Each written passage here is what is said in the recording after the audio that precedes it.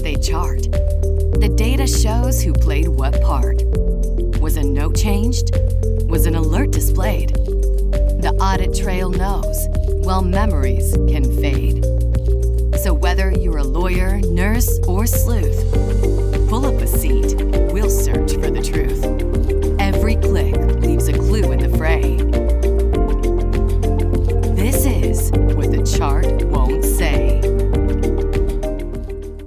Hi everyone, welcome back to What the Chart Won't Say. This is episode 4, and it's about a real case that I worked on as an expert, one that actually went to trial where I testified in front of a jury. If you haven't watched the first 3 episodes yet, I do strongly recommend watching those first. That way you'll get the most out of this one. I'll mention some medical terms so you can follow the patient's care timeline, but my main focus is how the audit trail revealed facts that were not in the chart. I'll start with the voice-over narrated summary of what happened to the patient, just based on the medical record. Then I'll walk you through what I did after I was hired, what I found in the audit trail, and how it changed the case. Finally, I'll share what I testified to at trial and how the jury decided. Because this was a real lawsuit that I worked on, I got permission from the plaintiff's attorney who retained me to share the general fact pattern. But none of the images or reenactments that you'll see in this video are of real people. Everything was recreated for educational purposes only. And before we dig in, a few important points. I'll mention some medical terms so you can follow the patient's care timeline, but my main focus is how the audit trail revealed facts that were not in the chart. I'll start with the voice-over narrated summary of what happened to the patient, just based on the medical record. Then I'll walk you through what I did after I was hired, what I found in the audit trail, and how it changed the case. Finally, I'll share what I testified to at trial and how the jury decided. An adult male was admitted to the hospital for shortness of breath, hyponatremia, and transaminitis. Shortness of breath means he was having trouble breathing, a symptom that can be caused by many things, from heart or lung problems to fluid buildup in the body. Hyponatremia means his sodium level in the blood was too low. Sodium helps regulate fluid balance and nerve and muscle function, so when it drops too much, it can make someone confused, weak, or even cause seizures. Transaminitis means his liver enzymes were elevated. Basically, the lab tests showed signs that his liver was irritated or under stress. That can happen from infection, medication effects, or other medical conditions. The patient was being taken care of by an attending physician, plus several residents, some brand new, fresh out of medical school, in their first week of training. Before admission, the patient had a prescription for 10 milligrams of zolpidem, the generic version of Ambien. However, he only took 5 milligrams when he needed it. On admission, a physician entered an order for the same medication at the same dose, 10 milligrams. Zolpidem is a sleep medication that acts on the brain to help with insomnia. It can also cause confusion or unusual behavior, especially at higher doses. At about 10 p.m. on his third hospital night, a nurse gave the patient zolpidem, the full dose of 10 milligrams. Like most hospital meds, that process involved scanning 2 barcodes, one on the patient's wristband, one on the medication. Around 11:30 p.m., the patient became restless and agitated. He got out of bed, left his room, and even walked off the unit. Security brought him back, but he was still not calm. It's not unheard of for patients to have paradoxical reactions to zolpidem, especially when their dose is increased. The resident on duty ordered soft restraints and a 1-to-1 sitter. That's someone who stays in the room at all times for safety. When the patient pulled out his IV, the resident ordered 2 milligrams of lorazepam, the generic form of Ativan, a sedative used for anxiety and agitation. The patient's overnight nurse gave that dose around 1:10 a.m.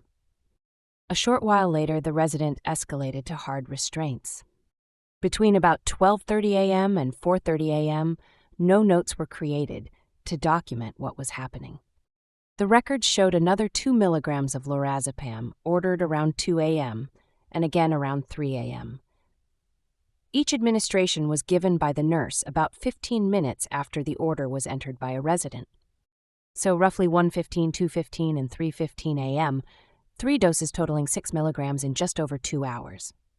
The first nursing note about these events wasn't entered until around 4:30 a.m. During the overnight hours and early morning hours, the main physicians taking care of the patient were residents. Residents, as a reminder, are physicians still in training and work under the supervision of an attending doctor. In this case, some of the residents taking care of the patient were brand new residents. It was their first week. That morning, the patient's oxygen levels dropped to 84% on room air, meaning his body wasn't getting enough oxygen. Staff placed him on his CPAP machine. Later that morning, he received 2 doses of flumazenil, a reversal agent used when a patient is over-sedated by benzodiazepines like lorazepam. The patient's condition nonetheless continued to decline.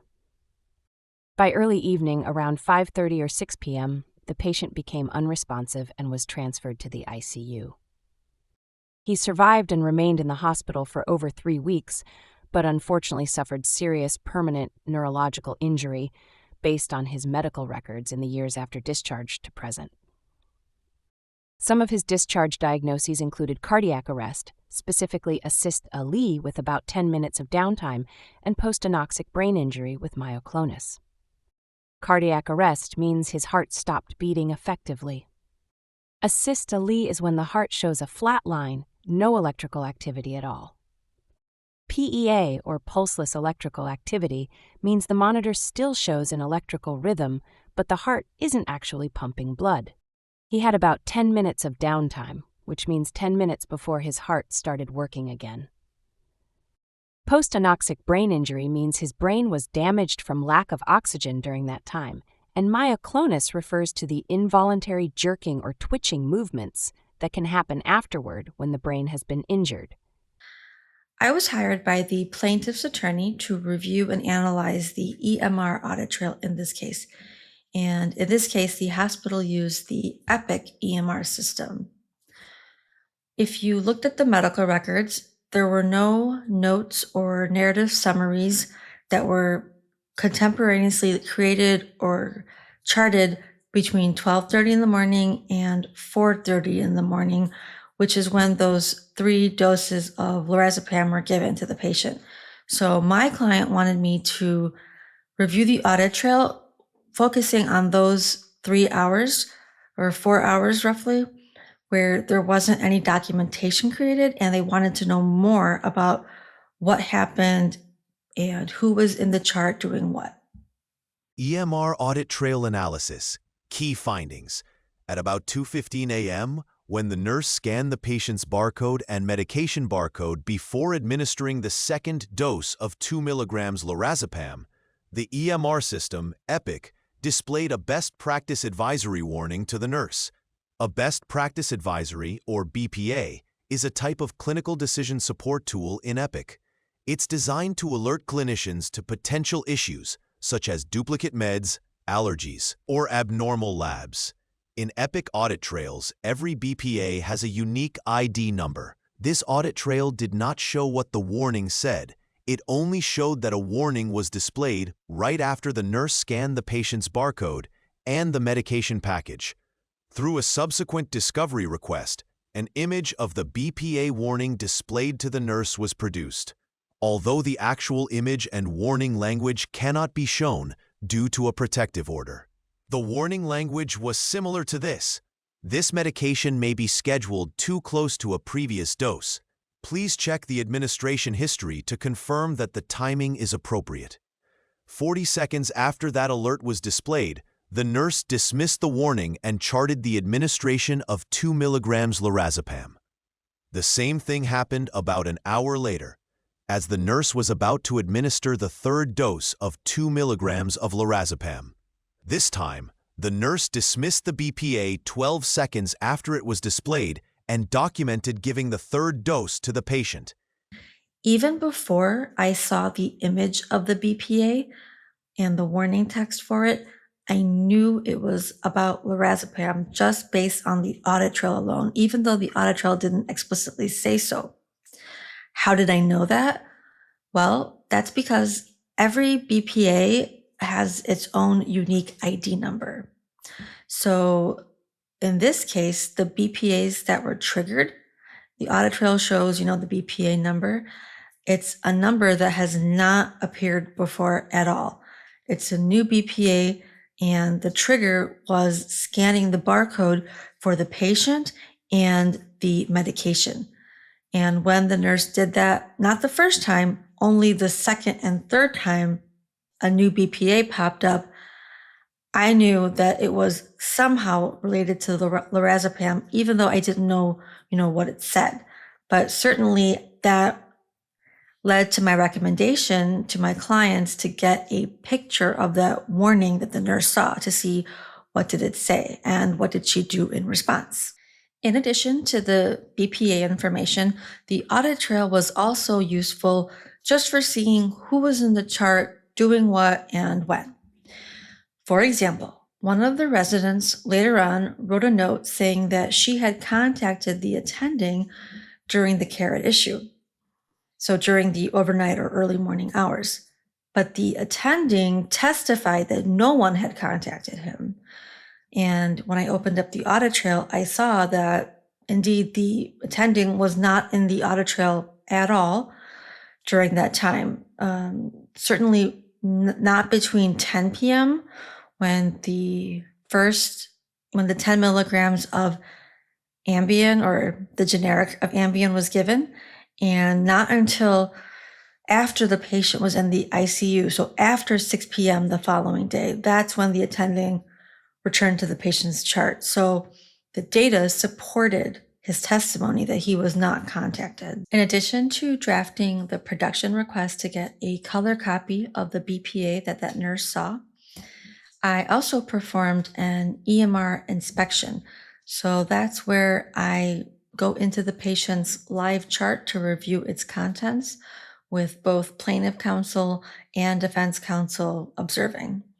And after that was done, I put all my findings together into a formal report. So that would include my findings from the audit trail itself, the documents that were produced in response to the production requests, so like the color images of the BPAs, and screenshots of the patient's live chart that I got from the EMR inspection. And one of the things I highlighted in my report, were those BPAs, because I tend to highlight things that you could never know from the records alone. So in this case, the medical records made it very clear that the patient received lorazepam at 1:15, 2:15, and 3:15, but there was no mention in the records that there had been a warning triggered for the second and third doses. And so I made sure to include that in my report. And before trial, my clients, the plaintiff's attorneys, they hired people to be part of a focus group, and they found that members of the focus group thought that the BPA being triggered was like a smoking gun in the case. And their reasoning was because, the system itself was alerting the clinicians to the risk, and yet it was dismissed. And not only was it dismissed, but there was no documentation created as to what their thought process was when dismissing it. The following is a broad summary of plaintiffs' theories of liability and the hospital's defenses, based on their expert disclosures prior to trial. According to the plaintiff's expert disclosures, the hospital and its staff failed to respond appropriately to signs of respiratory decline after the patient received multiple sedative medications. They argued that the nurse ignored or overrode Epic's best practice advisory warning that appeared when a second and third dose of Ativan were scanned, each given shortly after Ambien. The plaintiff also alleged that the care team missed multiple opportunities to transfer the patient to the ICU once he became progressively somnolent and hypoxic. Their position was that these combined failures, ignoring the BPA alert, delaying escalation, and poor communication among residents, nurses, and the attending directly caused the respiratory arrest, cardiac arrest, and anoxic brain injury. In response, the hospital's expert witnesses presented a different explanation. They stated that the medications were clinically appropriate and spaced within safe parameters, and that the BPA warning was advisory, not a prohibition. The defense maintained that the nurse acted reasonably in context. Given the patient's agitation and loss of IV access, they further argued that the patient's vital signs and blood gases were stable, providing no indication for ICU transfer, and that the later cardiac arrest was sudden and unrelated to any medication effect. Their experts attributed the event instead to the patient's pre-existing medical conditions, including obesity and sleep apnea, rather than negligent care. The attending physician was also named as a defendant, but his testimony clarified the limits of his involvement. He stated that he was never contacted during the overnight care in question and had no direct role in the treatment decisions that night. His experts cited the audit trail report as additional evidence to support the defendant doctor's assertion that he was never contacted during the care at issue and had no involvement. Nature and extent of the patient's injuries. According to the plaintiff's medical experts, the patient suffered a severe anoxic brain injury after cardiac arrest, resulting in profound neurological deficits and ongoing myoclonic jerks. Those are involuntary muscle movements that can follow this kind of injury. They testified that he now requires 24-hour care, full assistance with daily living, and continuous medical supervision. Their reports described near-total dependence, with little potential for meaningful recovery. The projected lifetime costs of nursing care, therapy, and medical support were described as enormous. Because of the permanent nature of these injuries and the long-term financial burden on the family, the plaintiff's counsel asked the jury to award damages in the 8-figure range during closing arguments. Trial testimony about the audit trail and medication warning. The jury heard expert testimony explaining what an electronic medical record audit trail is and how it functions as a chronological log of user activity within the system. Using a live demonstration, the expert showed jurors how to interpret the data, including timestamps, usernames, and event types that reveal who accessed the chart, what actions were taken, and when those actions occurred. The jury also heard testimony about a 21-page expert timeline report that reconstructed the overnight sequence of care. The expert walked through the report while showing a color image of the actual best practice advisory warning that appeared to the nurse on the screen. The testimony included an explanation of how hospitals determine which BPAs are implemented in their Epic system, how they are triggered, and what those alerts are designed to flag in real time. Finally, the jury heard that the audit data showed the nurse dismiss the BPA alert twice. There was no record of any contact with the attending physician, and no notes written by the nurses or residents documenting the alerts or explaining why they were overridden. The testimony emphasized that these findings were based entirely on the objective metadata captured within the audit trail. The jury also heard from plaintiff, from the defendants, and from medical experts on both sides.